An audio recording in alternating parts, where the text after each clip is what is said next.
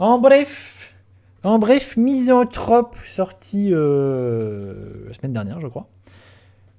Film, c'est un polar. Misanthrope, c'est un polar noir, sombre, avec. Je vais checker ce que j'ai noté, évidemment. Hop, est-ce que je l'ai noté là? Voilà, avec Shailene Woodley, l'actrice qui était dans Divergente, pour ceux qui voient qui c'est, et avec Ben Mendelsohn, que j'adore.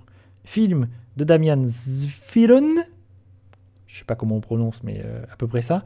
Film qui s'appelle Misanthrope et qui à l'international s'appelle To Catch a Killer, où on va suivre une jeune policière un peu borderline.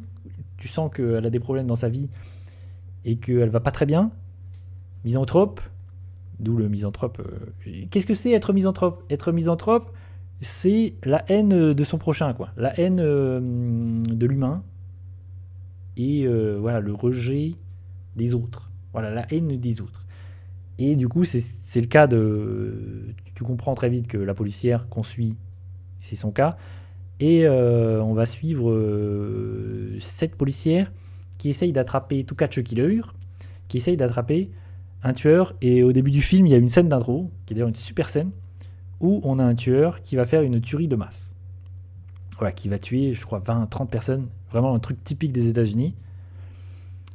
Et le film parle de ça, des tueries de masse, parce que c'est pas un serial killer, c'est vraiment un mec qui va faire une tuerie de masse.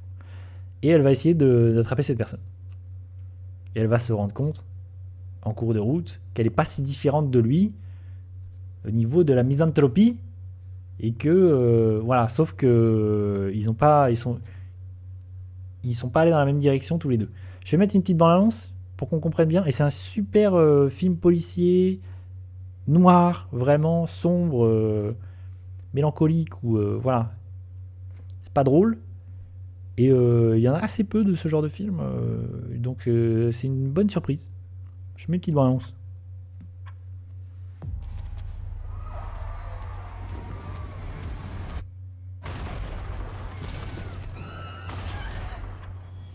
Le tireur aura été aperçu dans la zone du port. Allez voir et confirmez. Il y a 29 victimes.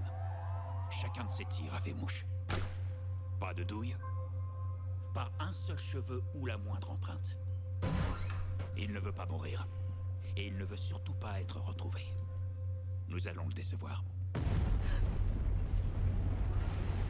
Je vais bosser pour le FBI. Le FBI n'a pas voulu de vous. L'évaluation psychologique vous a fait échouer. Agressive, addictive et antisociale. C'est le profil des personnes qu'on emprisonne, pas qu'on engage. Je pense que vous avez de l'instinct. Transformez-le en carburant pour alimenter de nouvelles théories. Tout de suite. Ce type est dans une spirale destructrice. Genres différents. Certains sont vieux, d'autres jeunes. Y a aucune logique. Quelqu'un l'a entraîné, quelqu'un l'a aimé, quelqu'un lui a vendu son arme. Si on trouve ces gens, on trouvera notre gars.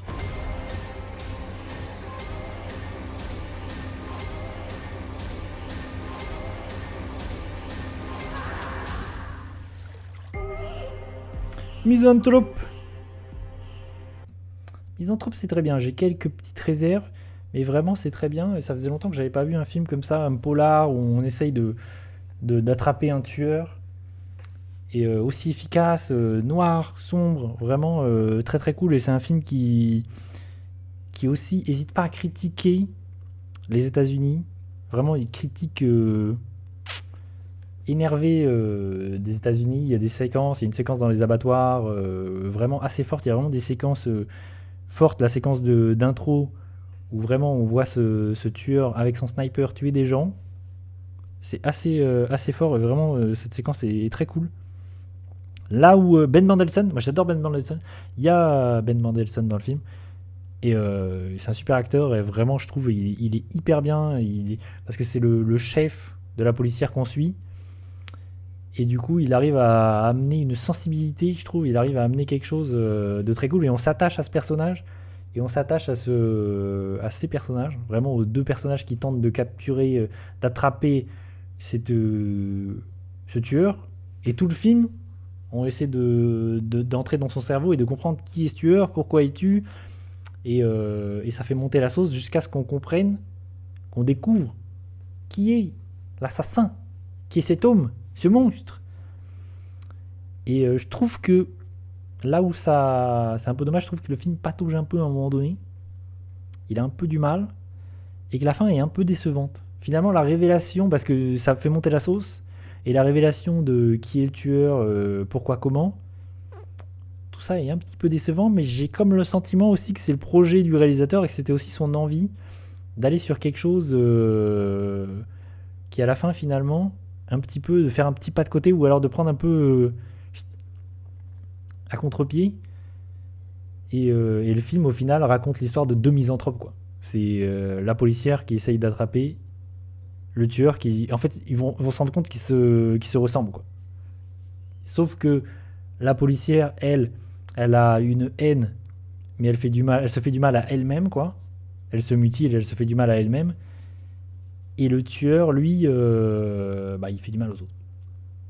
Non mais c'est bien, hein. Franchement, Kill Bill, c'est très cool. Hein. Le film est très cool. Là, c'est juste que j'ai des réserves. Il y a des trucs que j'ai des réserves. Mais c'est un film que je reverrai avec plaisir. Et je pense que même à la deuxième vision, peut-être j'aimerais plus. Parce que en sachant où ça va, en sachant ce que ça raconte. Parce qu'à la première vision, du coup, on se fait tout un film dans sa tête. On essaie de comprendre et on essaie de deviner pourquoi, qui est le tueur, quoi, au final. Et du coup, à la fin, j'étais un peu déçu. Mais en y réfléchissant, je comprends où il veut aller. Je comprends où le réalisateur veut aller. Je comprends pourquoi il a fait ce choix. Et c'est intéressant. Mais il y a quand même un moment donné où le film, je trouve, patauge un peu. Et c'est un peu dommage. Pas de problème, Kiwil. À bientôt. À tout à l'heure. À tout de suite. Mais vraiment, c'est une bonne surprise. Et par contre, je pense que le film n'est pas très très distribué dans nos salles. Donc, il n'est pas évident de le voir. Donc, je pense que c'est un film que peu de gens vont voir, malheureusement. Comme le prochain film dont je vais parler. C'est des films qui, malheureusement, sont pas trop distribués. Donc, il faut avoir la chance de les voir et de les avoir projetés dans son cinéma. Ce qui n'est pas forcément évident. Et je ne sais pas si ça va rester beaucoup à l'affiche. C'est pareil. Ça, c'est le genre de film... Je sais pas si ça va faire beaucoup d'entrées, mais vraiment, c'est une bonne surprise. Et si vous aimez ce genre de film vraiment sombre, noir, à base de tueurs en série ou de serial killer ou ce genre de choses, ou vraiment Seven, quoi, par exemple, ce genre de film, et c'est une bonne surprise. Je vous conseille d'aller voir Misanthrope. Je pense que je mets 3,5 sur 5, par exemple. S'il fallait le noter sur Letterboxd. Autre projet, est-ce que j'ai dit ce que j'avais à en dire? Oui, c'est ça. C'est ok. Très bien. Autre film qui lui aussi, je pense, est dans pas beaucoup de salles en France. Donc c'est un petit peu dommage parce que c'est aussi un très, très chouette film. Alors là, c'est un film... c'est La Dernière Reine. C'est un film algérien. C'est un film d'époque. Alger 1516. Et c'est un film un peu épique.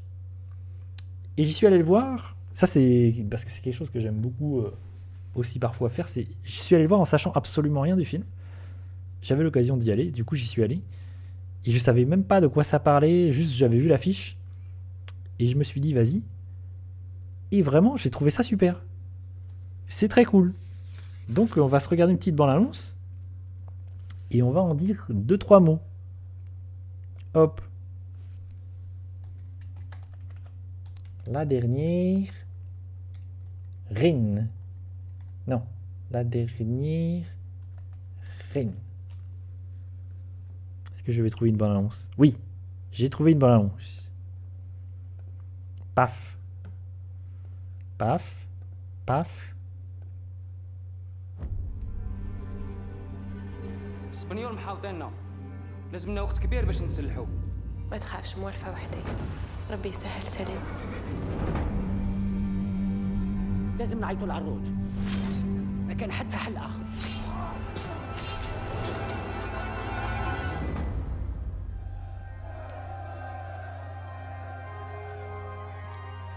حررت مع سلام اترك راني هنا. سلام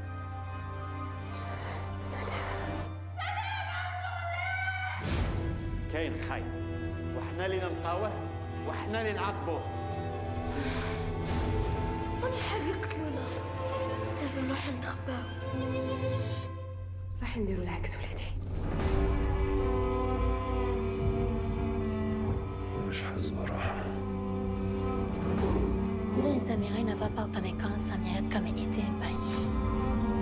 يكسي نتوش تكارو جدا. شفيرة، مكان لنا لنتي تمسلوين الجزائر. سليم كان خويا، أنا ما نقدرش خويا. إذا ماشي انت المجرم، ملا القاح.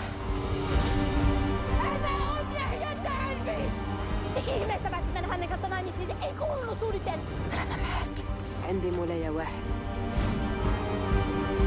اسمعوا كلامي.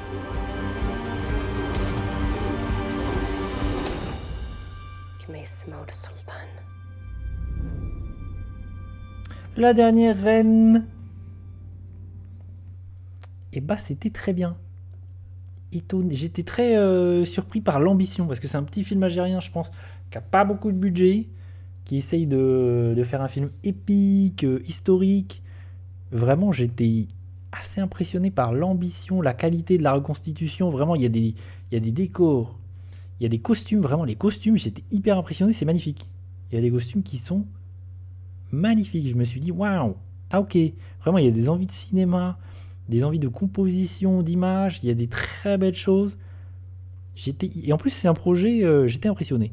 C'est un projet étonnant et intéressant, parce que c'est un film historique, mais en fait, c'est une histoire où il y a débat encore aujourd'hui sur si c'est réel, si c'est une légende ou si c'est historique.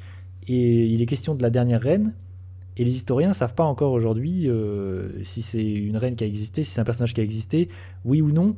Donc le film traite un truc historique, mais c'est aussi une légende.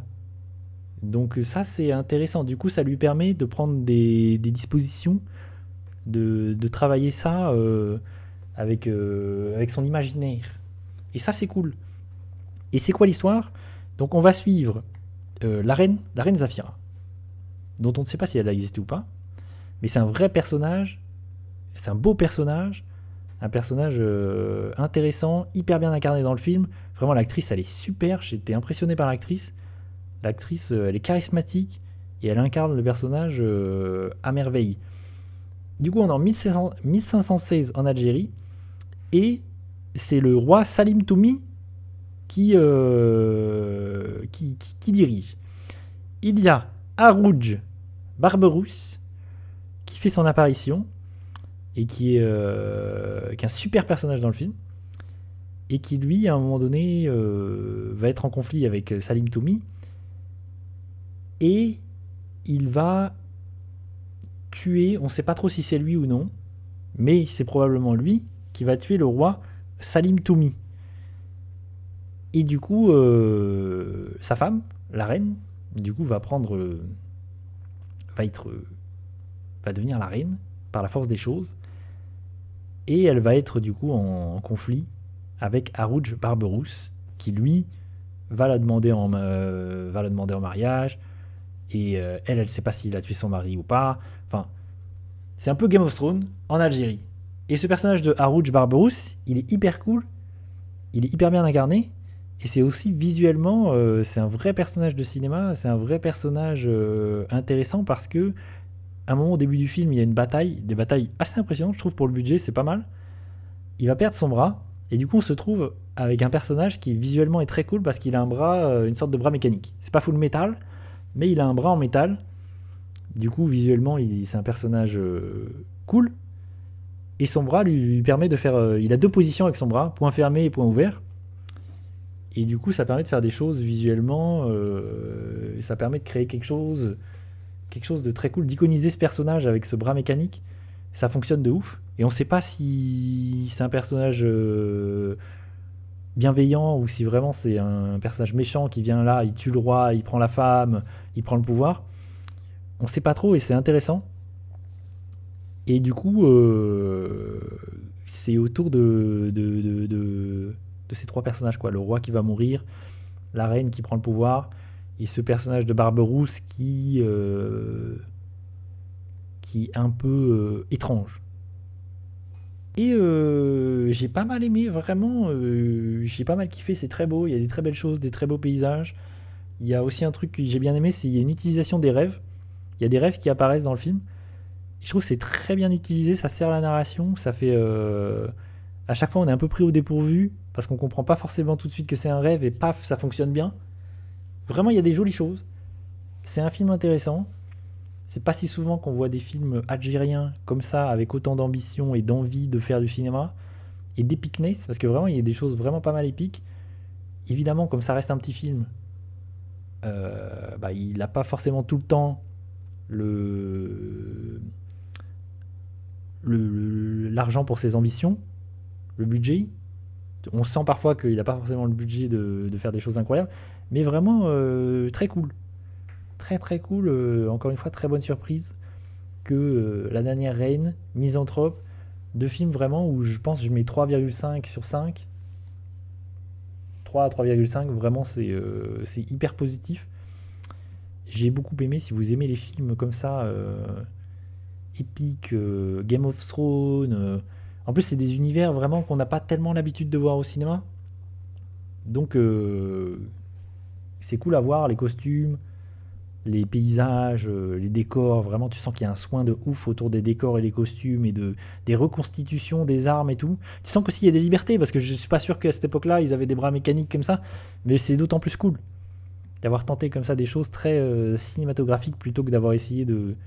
Parce que ça aurait été bête d'essayer de coller à l'histoire, quoi, alors que c'est une histoire où c'est probablement plus une légende qu'autre chose. Donc vraiment c'est cool, c'est vraiment Game of Thrones en Algérie, quoi. Sur 2 heures. Donc ça c'est très cool. Voilà en ce qui concerne La Dernière Reine, Misanthrope et La Dernière Reine. C'est plutôt des conseils, quoi. Je conseille les deux.